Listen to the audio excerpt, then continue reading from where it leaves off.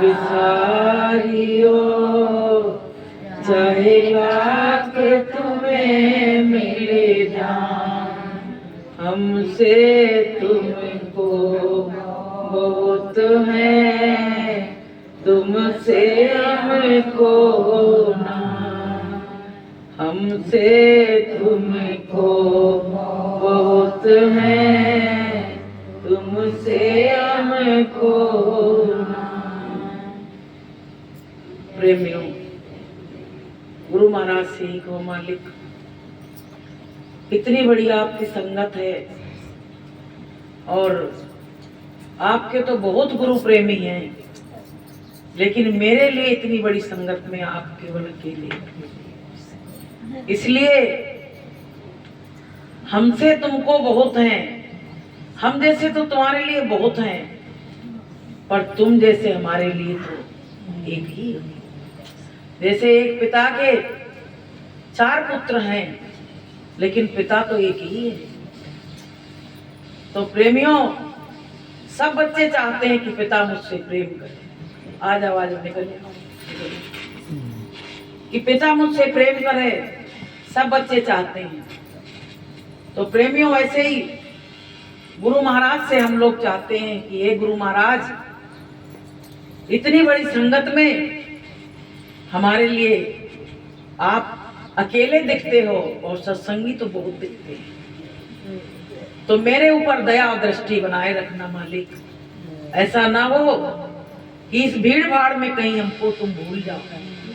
गुरु महाराज, एक आस केवल तुम्हारे ऊपर टिकी है, संसार की सारी आसें तो टूट चुकी हैं। एक आस, एक विश्वास मालिक आपके ऊपर टिका हुआ है कि एक ना एक दिन हमारे गुरु महाराज हमको भवसागर रूपी नदी से पार लगाएंगे। तो प्रेमियों, ये मानव जीवन जो मिला है, ये परमात्मा के मिलन के लिए मिला है, ना कि संसार के मिलन के लिए। ये केवल और केवल परमात्मा के मिलन के लिए मिला है। तो प्रेमियों, जब तुम नजदीक जाओगे नहीं तो आत्मा परमात्मा का भेद मालूम कैसे होगा? सत्संग में आओगे नहीं तो तुमको इसका भेद कैसे मालूम पड़ेगा? ऐसी जगह जब जाओगे नहीं, बच्चा स्कूल में नहीं जाए तो पढ़ाई का ज्ञान उसको कैसे होगा? ऐसे आप लोग सत्संग में नहीं आओ तो सत्संग का ज्ञान कैसे होगा? एक वो प्रार्थना भी सबको हमने बता दी है, और सब लोग घाट पे बैठ के उस प्रार्थना को जरूर गाया करो। उसको हम और बड़ी करेंगे। अभी तो 2-3 उसमें लाइनें हैं, लेकिन लाइनें जो हैं बड़ी अच्छी है, हमारे लिए तो अच्छी है, आप लोगों के लिए हो या ना हो। गुरु महाराज से यही कहो। वैसे तो कहते हैं जिस दिन से गुरु महाराज मिलते हैं तो हमारा जो कर्मों का चिट्ठा होता है उसको फाड़ देते हैं, लेकिन दिन और रात कर्म चढ़ भी तो रहे हैं। भाई बहुत प्रेमी भजन नहीं करते, कहते भजन की क्या जरूरत है, तमाम सत्संगी माला नहीं करते। बताइए कितने दुख की बात है कि गुरु महाराज ने वो माला पकड़ाई, सुमिरनी पकड़ाई कि इसका सुमिरन करते रहना, और हम अपने मन का काम कर रहे हैं। 2 टाइम 3 टाइम की तो बात छोड़ो, 1 टाइम बैठना मुश्किल हो गया। कहते हैं कि सुबह के टाइम पे 4 बजे ब्रह्म मुहूर्त अमृत बेला में गुरु हर प्रेमी के पास जाता है, हर प्रेमी के पास जाता है और देखता है कि कौन सा प्रेमी हमारी याद कर रहा है और कौन संसार की याद में सो रहा है। पता है, हर जगह एक बार गुरु महाराज ने कहा, बच्चों मैं तुम्हारे टेंटों में आऊंगा। तो लोगों ने बड़ी सफाई सुथराई करी, स्वामी जी आएंगे टेंट में, पता नहीं किस समय आ जाए। स्वामी जी भी चालाक, उस दिन तो गए नहीं, दूसरे दिन पहुंचे जाके, और फिर वहां मंच से बोले, बच्चों मैं तो गया था और तुम लोग सब खर्राटे ले रहे। अब बताइए परीक्षा में फेल हो गए कि नहीं हो गए? तो प्रेमियों, कहा है कि गुरु ने जगाया बंदा फिर सो गया, उठ परदेसिया सवेरा हो गया। गुरु ने जगाया बंदा फिर सो गया, उठ परदेसिया सवेरा हो गया। फिर तू कहेगा गुरु आए नहीं, फिर तू कहेगा गुरु आए नहीं। सत्संग बीच तू फिर सो गया, सत्संग बीच तू फिर सो गया। उठ परदेसिया सवेरा हो गया, उठ परदेसिया सवेरा हो गया। कहते परदेसी है तू यहाँ का, तू उठ जा, अब सवेरा होने वाला है। अब जो जागता है वही तो पाता है। अरे कोई प्रसाद बट रहा है या कोई आया दर्शन देने के लिए, लेकिन जब मुंह फाड़े सो रहे हैं तो कौन दर्शन करेगा, किसको चीज मिलेगी? कहा नहीं गया है कि उठ जाग मुसाफिर भोर भई, अब रैन कहाँ जो सोवत है।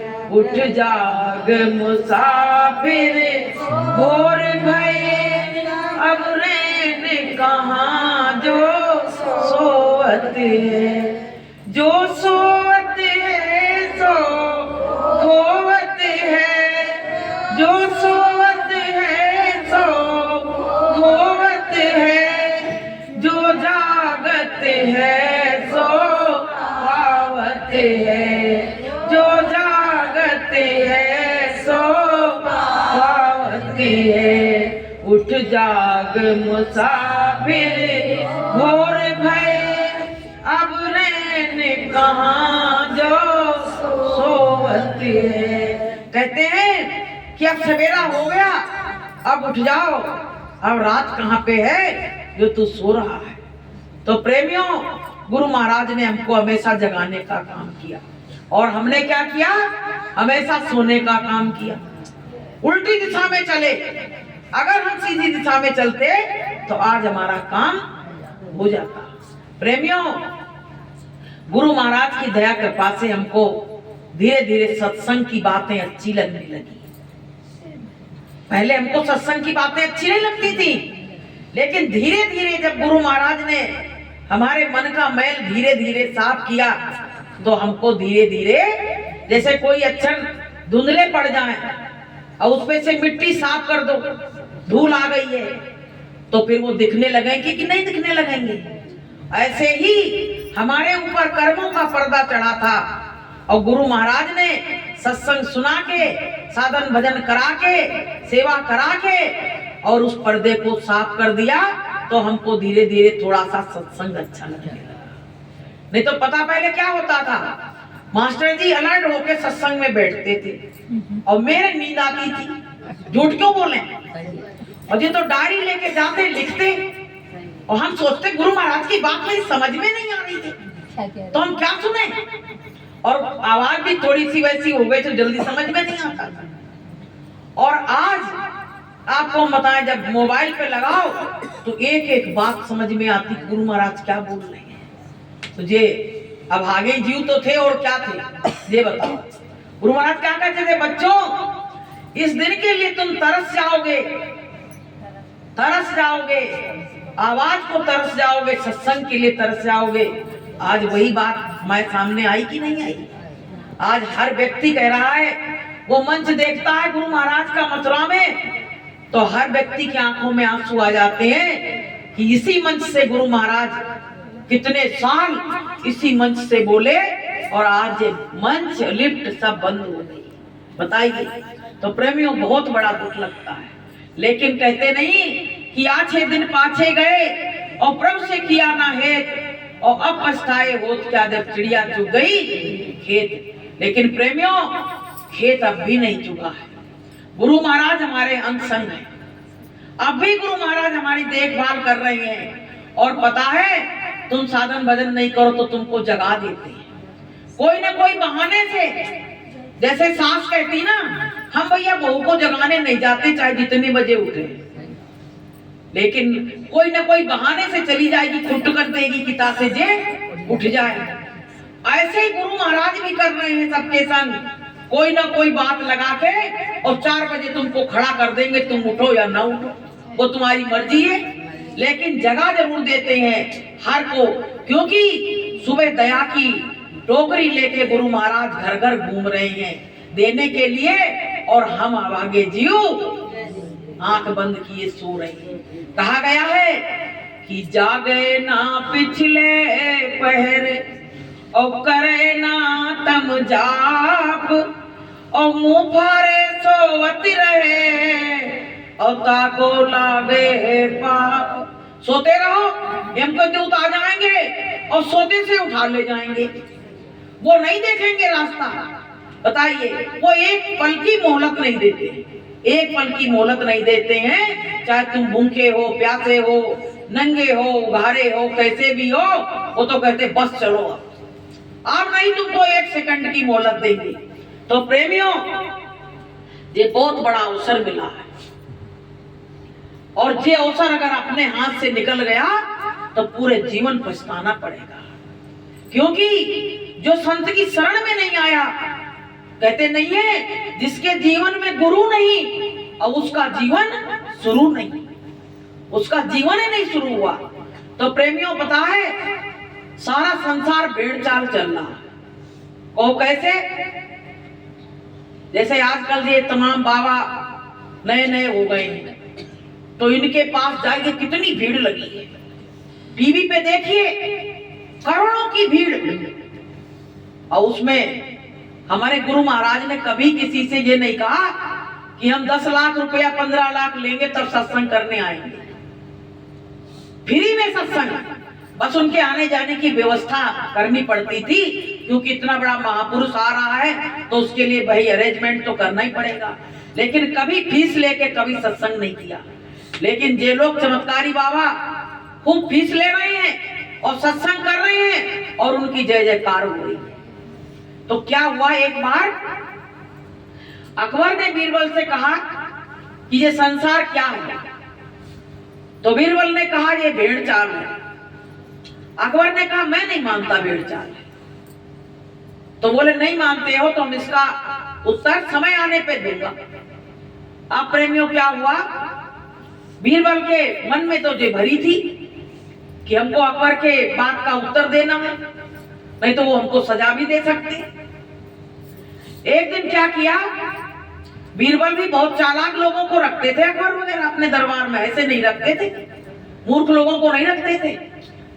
एक दिन बीरबल ने क्या किया, एक मोची के पास गया, एक खूब सुंदर सा जूता बनवा के उसमें हीरे जवाहरात लगवा के लाया, और लाके चौराहे पे खड़ा होके कहने लगा कि अरे परमात्मा आया था, खुदा आया था, और मैंने खुदा को बहुत रोका, खुदा रुका नहीं, और मैंने बड़ा जोर लगाया तो उसका जूता रह गया मेरे हाथ में।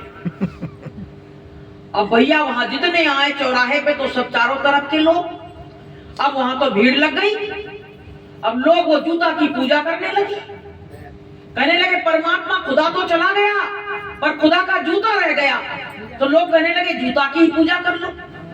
भाई जैसे गुरु महाराज की चरण पादुका वहां रखी है तो अपन लोग पूजा करते हैं कि नहीं करते?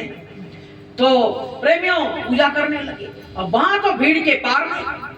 तब तक अकबर के दरबार में खबर पहुंची कि वहां परमात्मा आया। बीरबल ने देखा और बहुत पकड़ने की कोशिश की, पर परमात्मा ऐसे भगा कि एक जूता पहन के भग गया, एक जूता वहीं रह गया। अब जब अकबर ने सुना, बोला इतना बड़ा कांड हो गया, बीरबल ने हमको बताया भी नहीं। अब वो अपने गाजे बाजे के साथ आया वहां, कहने लगे बीरबल तुमने हमको बताया नहीं, खबर नहीं दी। अरे जामना कैसे खबर देते, भीड़ देख रहे हो, टाइम ही नहीं मिला खबर देने का।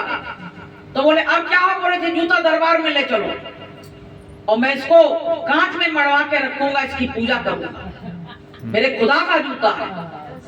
अब प्रेमियों क्या हुआ, वही जूता दरबार में गया, अब उन्होंने कांच में रख लिया। अब सुबह उठ के रोज मत्था टेकना और रोज पूजा करने लगे।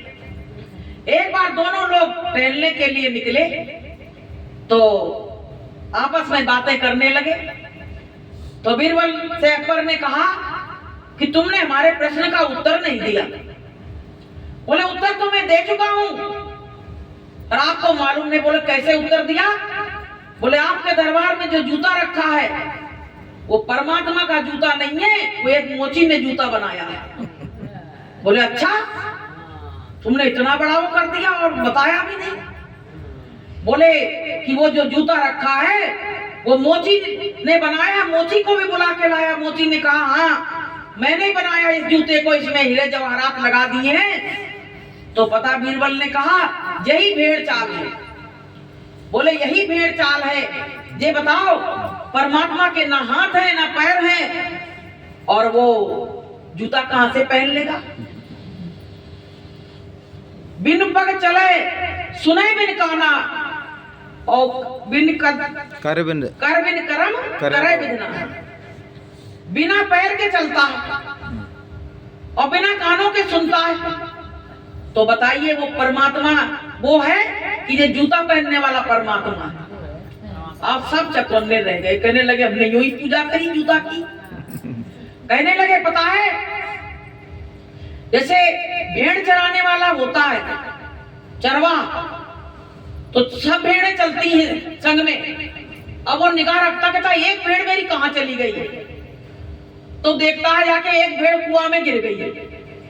तो कुआं से भेड़ निकल, वो सब भेड़ें जा रही हैं अपने रास्ते पे, लेकिन वो एक भेड़ के चक्कर में सब भेड़ों को छोड़ देता है, कंधे पे धर के उसको ले आता है। तो प्रेमियों, कहने का मतलब ये है पूरा संसार भेड़ चाल चल रहा है। संतों ने जो बात बताई वो तो किसी के दिमाग में नहीं आई। सब यही पूजा तो कर रहे हैं, कोई पेड़ की पूजा, कोई पौधे की पूजा। अच्छा एक बात बताओ, जैसे पहले सड़कें नहीं थी, हाईवे नहीं था, तो लोग किसी के खेत से, गलियों से, कूचों से निकलते थे। लेकिन जब हाईवे बन गया, अच्छी सड़कें बन गई, तो लोग ये बताओ गली कूचों से जाएंगे कि हाईवे पे जाएंगे? हाईवे पे जाएंगे ना। तो जब हमको ज्ञान नहीं था तब हम तमाम तरह की पूजा करते थे, और जब हमको ज्ञान हो गया, जब हमको संत सतगुरु मिल गए, हाईवे का रास्ता बता दिया, तो हम हाईवे वाले रास्ते से जाएंगे कि गली और कूचों से निकल के जाएंगे? बताइए आप लोग मुंडी हिला रहे हो, सब वही पे का गली कूचों वाला काम कर रहे हो। हाईवे पे कोई नहीं जा रहा, क्योंकि संत सतगुरु की बताई बात पे कोई नहीं अमल कर रहा है। सब वही पूजा पाठ में लगे कि बहन जी को देख नहीं ले, नहीं तो भैया हमें कहेंगी जरूर। तो प्रेमियों, हम क्या घर घर झांकने जाएंगे?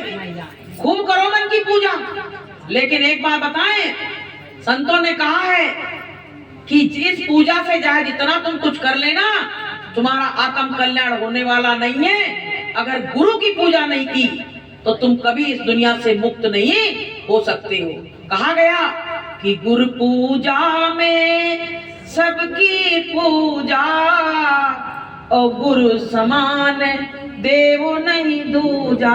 तो प्रेमियों, अकबर ने बीरबल से कहा तुम तो बड़े चालाक निकले, तुमने हमको हमारे मुंह पे ही चांटा मार दिया, ऐसा उत्तर दिया कि हम भी नहीं समझ पाए। तो प्रेमियों, ऐसे ही संतों की बात को कोई समझ नहीं पाता है। संत की बात अटपटी और झटपट लखे ना कोई, और जो झटपट लखे, जब मन की खटपट मिटे तो झटपट दर्शन हो।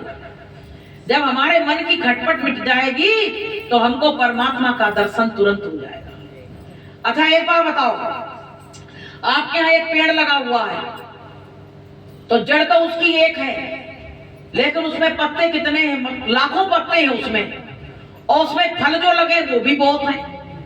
तो आप बताओ कि एक एक फल पे, एक एक पत्ते पे पानी डाल सकते हो? जीवन बीत जाएगा, नहीं डाल पाओगे। जीवन बीत जाएगा, एक एक पत्ते पे पानी नहीं चढ़ा पाओगे। तो क्या किया जाता है? उसकी जड़ में पानी डाल दिया जाता है, पूरा पेड़ हरा हो जाता है। ऐसे ही संत सतगुरु को पकड़ लो तो सब कुछ चमन हरा भरा हो जाएगा, और तुम्हारे जीवन का जो आवागमन रोज का लगा हुआ है वो मिट जाएगा, और गुरु महाराज आपको सीधे सत्य लोक भेज देंगे। बोलिए प्रेम से। तो प्रेमियों, हमारी समझ में नहीं कुछ होता है कि भैंस के आगे बीन बजाओ और भैंस खड़ी अगुरा। आप बताओ पहले क्या है। तो प्रेमियों, कहने का मतलब ये है, संतों की बातों को समझो कि गुरु महाराज, संत जो होते हैं एक तीर से कई निशाने लगाते हैं। ये नहीं है तीर मारा तो एक ही निशाना लगेगा, कई निशाने लगते हैं उनकी तीर से।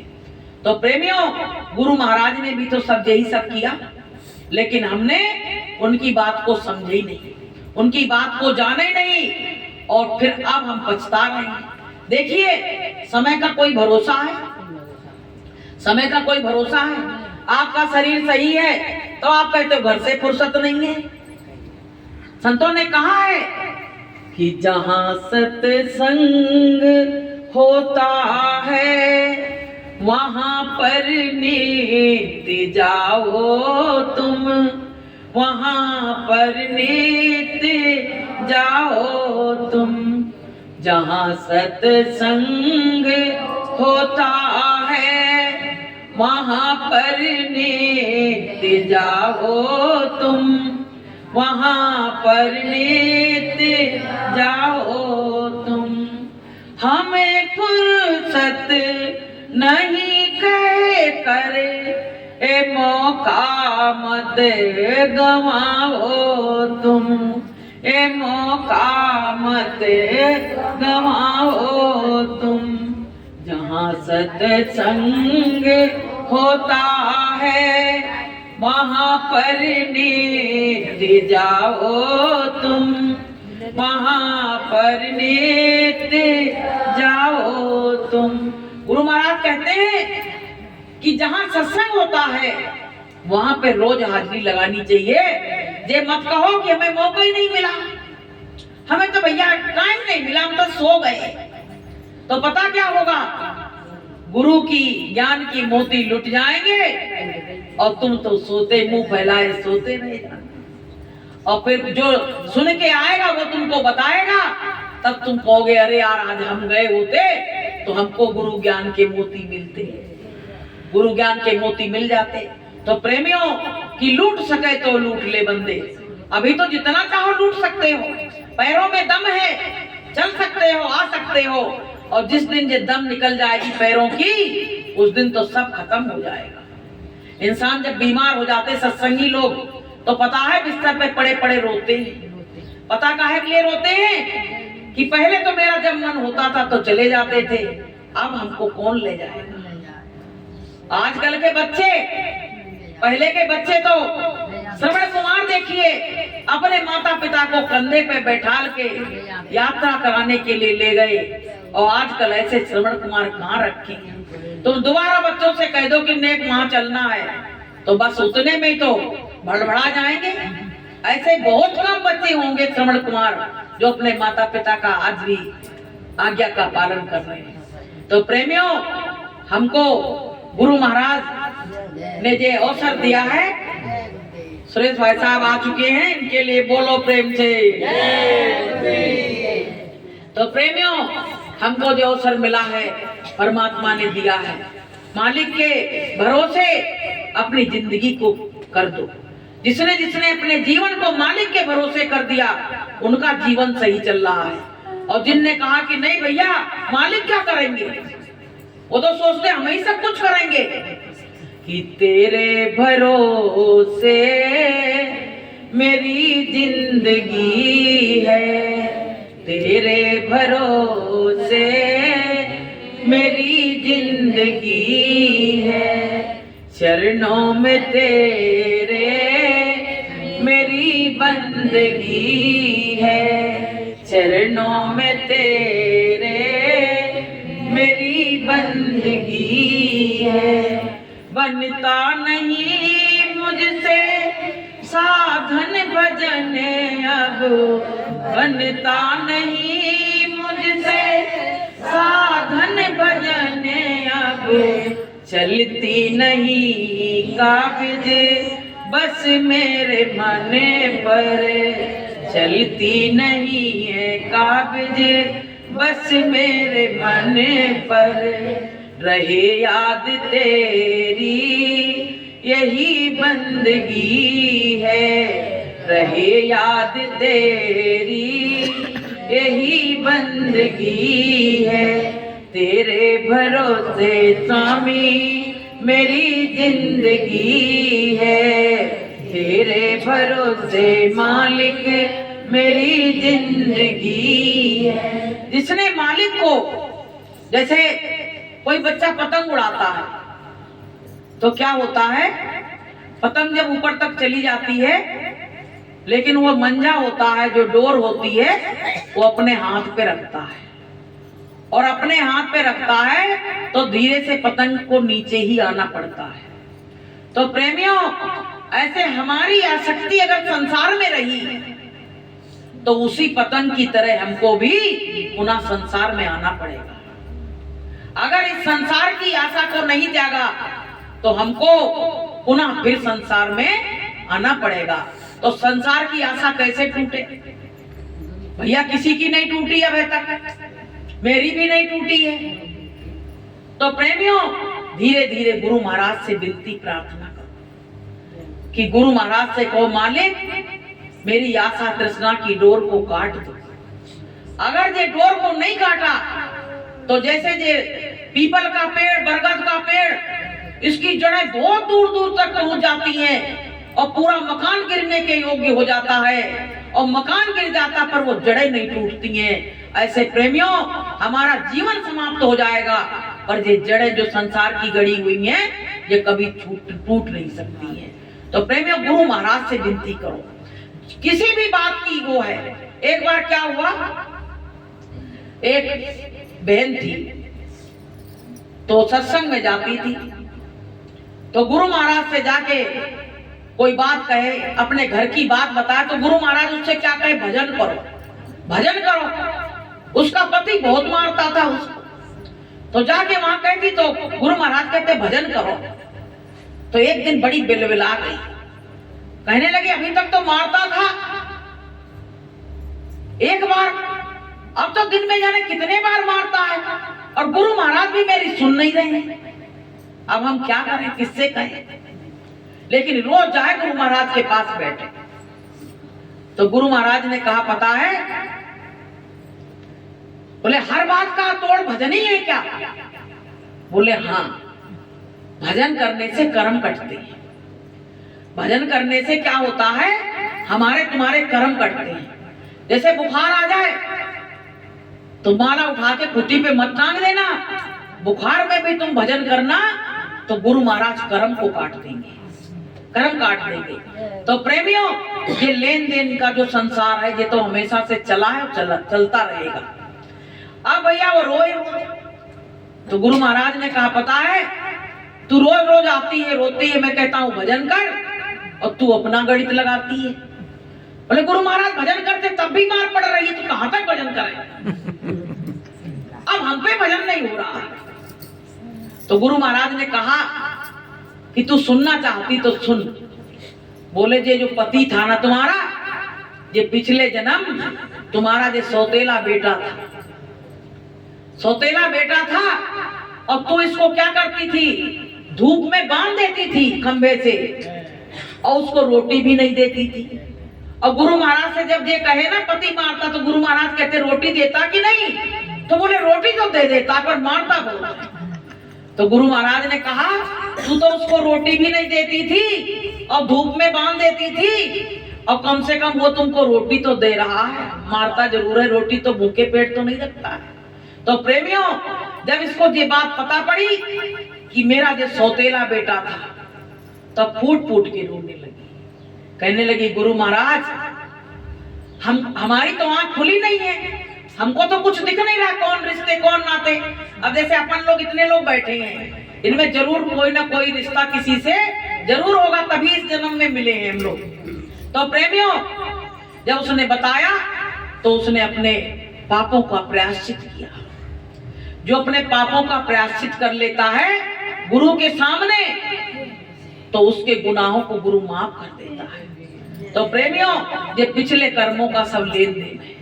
आजकल घरों में बहुत लड़ाई झगड़ा जो चल रहे हैं, कि वो कहती बच्चा कहना नहीं मानता है, वो लड़ाई हो गई, वो झगड़ा हो गया, तो प्रेमियों जो सब पिछले जन्मों का लेन देन चुकता हो रहा है। चुकता कर लो अच्छी तरह से, नहीं तो पता है अगर इतना भी लेन देन रह गया तो दोबारा फिर वही रिश्ता जुड़ेगा और फिर वही कर्म काटे जाएंगे। इसलिए इसी जन्म में खुशी खुशी से काट लो, खुशी खुशी से काट लो कि मेरा कागज गुनाह वाला फाड़ दो और कुछ मांगता नहीं। मेरा कागज गुनाह वाला फाड़ दो और कुछ मांगता नहीं। तीर दया का कलेजे बिच मार दो और कुछ मांगता नहीं। तीर दया का कलेजे बिच मार दो और कुछ मांगता नहीं। अब की बार गुरु मोहे तार दो और कुछ मांगता नहीं। अब की बार गुरु मोहे तार दो और कुछ मांगता नहीं। मेरा कागज गुनाह वाला फाड़ दो और कुछ मांगता नहीं। गुरु महाराज से यही कहो, मालिक अब मेरे जाने के दिन नजदीक आ रहे हैं, सांसों की पूंजी हमारी धीरे धीरे खत्म होती जा रही है और जो काम आपने बताया वो तो मेरा हुआ नहीं। गुरु महाराज क्या होगा, कैसे क्या होगा? देखो बीमारी का डर नहीं, बीमारी आए, मौत तो निश्चित है, आना ही है, लेकिन हमारा काम जब नहीं हुआ तो काम की तो चिंता करनी चाहिए। चिंता करोगे प्रेमियों तो काम होगा। जैसे तुम्हारे कोई घर के कार्य होते, तुम चिंता करते हो तभी तो उसको कर पाते हो। ऐसे साधन भजन की चिंता करोगे तभी प्रेमियों काम हो पाएगा, वरना काम होने वाला नहीं है। ये सांसें काल दिन तुम रात छीन रहा है। ये सुबह और शाम होती है, बड़ी खुश हो जाती हो कि शाम हो गई है, बढ़िया बिस्तर लगाएंगे सोएंगे। वो सोने नहीं है, वो धीरे धीरे जिंदगी का दिन खत्म हो रहा है। तो प्रेमियों हमने सारी जिंदगी दुनिया में गंवा दी, यही खेल तमाशे में, मेले में पूरे जीवन को गंवा दिया। लेकिन दुनिया वाले क्या मेरे साथ जाएंगे? ये बताओ कि आयु गंवाई दुनिया में और दुनिया चले ना साथ, और पैर कुल्हाड़ी मार ली मूर्ख अपने हाथ। बेटे बेटियों के चक्कर में पूरा जीवन गुजार देते हैं, शादी ब्याह जे। अरे क्यों तुम कर्ता बने हो? कर्ता तो कोई और है, उसके भरोसे डाल दो, देखो तुम्हारा काम होता है कि नहीं होता। बल्कि हमको पूरा विश्वास है जो काम हम चतुराई से नहीं कर पाएंगे वो काम गुरु महाराज आंख बंद करके हमारा काम कर देंगे। बोलिए प्रेम से। तो प्रेमियों तमाम काम गुरु महाराज ने लोगों के बनाए। तुम अपने घर में अगर सुख शांति चाहते हो तो सत्संग में आते रहो, हाजिरी देते रहो और गुनाहों की माफी दरबार में मांगते रहो। ये दरबार ऐसा वैसा नहीं है इस पे तुम सोचते हो सत्संग में आए, प्रसाद बट गया, चले गए। यहाँ ये दरबार ऐसा है कि दरबार में सच्चे सतगुरु के दुख दर्द मिटाए जाते हैं। दरबार में सच्चे सतगुरु के दुख दर्द मिटाए जाते हैं। दुनिया के सताए लोग यहाँ सीने से लगाए जाते हैं। दुनिया के सताए लोग यहाँ सीने से लगाए जाते हैं। सीने से कौन लगाता है? केवल पिता होता है, वही अपने बच्चे को सीने से लगाता है, सब नहीं लगाते सीने से। तो बताइए इस दरबार में सीने से लोग लगाए जाते हैं, ऐसा जो दरबार है। लेकिन इस दरबार में लोगों को आने का मन नहीं होता है। कहते हैं यहाँ ना हारमोनियम है, ना बाजा है, ना वहाँ के गाने बजाने हैं, साज सज्जा है, यहाँ तो बेकार है, सुनना है। लेकिन आपको हम बताएं सच्चा दरबार यही है, सच्चा दरबार यही है। यहाँ आके तो देखो। कहते हैं कि गुरु दर पे आके तो देखो, फिर तुमको क्या नहीं मिलता है, सब कुछ मिल जाएगा। आपको हम बताएं, तानसेन मकबरा में 10-12 साल से सत्संग चल रहा है, तो वहां पे क्या हुआ, एक घटना घटी, वो हम बता रहे हैं।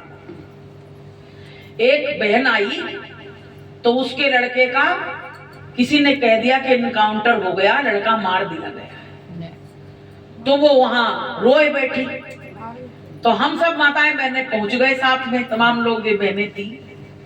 क्या हो गया, तो उसने अपनी बहू की चूड़ी उड़ी सब उतार दी और अपनी भी उतार दी और बैठी रोए। अब हम लोग सब पूरी टीम से पहुंचे, क्या हो गया, कहने लगी मेरा बेटा पुलिस वालों ने मार दिया, अब हम क्या करें। तो हमने कहा ऐसा करो, रोना बाद में, पहले चलो सत्संग में बैठो चल के। तो जब सत्संग में आई और बैठ के सत्संग सुना, हम लोग चले आए भाई। अब हम लोगों के हाथ में तो कुछ है नहीं जो दे दे भाई, मालिक की बात ही बता सकते हैं, ऐसे चमत्कारी बाबा तो है नहीं जो हम लोग जो कुछ कर दे। उसने क्या किया, जब हम लोग चले आए तो वहां थोड़ा बहुत प्रसाद गिर गया होगा, तो वहीं पर जिस पे मुसीबत होती है ना, तो उसको बस वही दिखता कि यही में से खोदो, यही में से कुछ मिलेगा। अब भैया क्या हुआ, वहीं पे मत्था रगड़ रगड़ के वो और प्रसाद जो जमीन में गिरा उसको चाट गई जीभ से। इतनी गंदी जगह रहती, कबूतर ऊपर से वो सब डालते रहते, लेकिन उसको तो कुछ नहीं दिख रहा था। उसको तो उस समय यही दिख रहा था कि ये परमात्मा सत्य है और जहां मत्था टेकेंगे, जहां रगड़ेंगे तो जरूर कुछ मिलेगा। अब प्रेमियों क्या हुआ, देखिए गुरु महाराज की दया, हमने उससे कहा तुम्हारा काम जरूर होगा, इतना विश्वास रखो। फोन आ गया उसके पास, किसी ने किया कि तुम्हारा लड़का का एनकाउंटर नहीं हुआ है, वो पुलिस की कस्टडी में है। आप ये बड़ी खुश हो गई। आप ये सोचे कि उनका घर नहीं जानते, जो उनके हम घर जाएं और अब तो हम यहाँ से चले, हमको पता पड़ गया लड़का हमारा सेफ्टी से। अब प्रेमियों रात भर वही मकबरा में पड़ी रही, रात भर पड़ी रही कि ये लोग आए और इनसे मिलने तब जाएंगे। जैसे हम लोग पहुंचे फूट फूट के रोने लगे, कहने लगी तुम्हारे गुरुदेव बड़े सच्चे। हमने यहाँ, तुम लोग चली गई, यहाँ हमने जीभ अपनी चाट चाट के प्रसाद खाया, मक्खा रगड़ा, और देख लो हमारे 2 घंटा बाद फोन आ गया, ये सुनीता भी थी तब। तो प्रेमियों क्या हुआ, अब वो हमें पैसा दे 50 रुपए कि गुरु की भेंट चढ़ा देना। हमने कही सुनो, आप अंडा मांस शराब खाते पीते हो, तो चुप हो गई। हम समझ गए अगर ऐसे गुण ना होते तो लड़का जेल में ही काहे को जाता। तो हमने कही सुनो, संकल्प लो यहाँ गुरु दरबार में, गुरु महाराज ने इतना बड़ा काम बनाया है, यहाँ संकल्प लो कि आज के बाद खाना नहीं, अंडा मांस शराब का हम कभी सेवन नहीं करेंगे। गुरु दरबार में जय तुम्हारी दक्षिणा जय चढ़ा दो। हमने उससे पैसे नहीं लिए। तो प्रेमियों वो कह के गई कि आज के बाद अंडा मांस शराब की तरफ हम मुड़ के नहीं देखेंगे। गुरु महाराज ने मेरा बेटा वापस कर दिया, इससे बड़ी खुशी मुझको और कोई नहीं है। तो प्रेमियों जहां सत्संग होने लगता है वहां पे अपार दया बरसती है कि बरसी रही गुरु की दया अपार, बरसी रही गुरु की दया अपार। जो जो प्रेमी आए सत्संग में, जो जो प्रेमी आए सत्संग में, हो जाए बेड़ा पार, बरसी रही गुरु की दया अपार, बरसी रही गुरु की दया अपार। तो भैया मकबरा में सत्संग होने लगा है, आज तमाम माताएं बहनें आई, बड़ा अच्छा लगा, आज पहले जैसे ही लगा है। तो सब लोग अब ज्यादा समय नहीं लेते हैं, हम भी चालाक हो गए। आप लोग कहती थी 8 बजा देती बहन जी, 9 बजा देती हैं, अब हम भी बढ़िया 20 मिनट का सत्संग केवल होता है, केवल 20 मिनट का। तो आप लोग अगर आना चाहो तो सबको हाथ जोड़ के प्रार्थना है, सभी लोग वहां आओ, और जितने लोग आते हैं उतने ही मालिक की दया और बरसती है और बोलने वाले को भी अच्छा लगता है। तो आप लोग वहां आओ, आपको निमंत्रण है। और आप लोग आने लगोगे तो बीच बीच में कोई बड़े कार्यक्रम कर लिया करेंगे जैसे पहले करते थे। समय बता दो। समय 7 बजे से 7:30 तक बस, इससे आगे नहीं, तुरंत बंद कर देते हैं। पूछो ये गुड्डी रोज आती है, तुरंत बंद कर देते हैं। तो प्रेमियों वहां आओ, बड़ा लाभ मिलता लोगों को। तमाम लोग वहां जेंट्स लोग कहते हैं, अगर 2 दिन नहीं जाओ तो कहते बहन जी क्या सत्संग बंद कर दिया क्या? अरे बंद कैसे हो गया? हमने स्वास्थ्य थोड़ा ठीक नहीं था, नहीं आ पाए, लेकिन अब सत्संग तो होगा। तो प्रेमियों कहा गया कि सत्संग बड़ा है सुहाना, बहना सत्संग में आना। सत्संग बड़ा है सुहाना, बहना सत्संग में आना। आप भी आना, पड़ोसन को लाना। आप भी आना, पड़ोसन को लाना। करना ना कोई बहाना, बहना सत्संग में आना। करना ना कोई बहाना, बहना सत्संग में आना। तो भैया सब लोग आना, अपने पड़ोसिन को और ले आना। तो बोलिए प्रेम से जय गुरुदेव। अब सुरेश भाई साहब